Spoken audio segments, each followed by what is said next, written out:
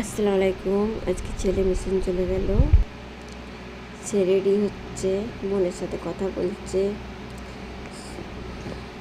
সবাই দোয়া করবেন ভালো করে যেন পড়াশোনা করে।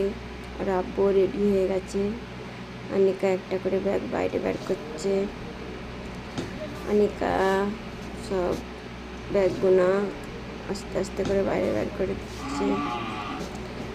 আর এপাশে আমার কলজার টুকরো ছেলে সবার সঙ্গে দেখা করছে। সে দাদুর সঙ্গে দেখা করতে গেছে, দাদু তাকে টাকা দিল আর মন ভরে দোয়া দিল। আল্লাহ যেন এই দোয়া কবুল করে নেই।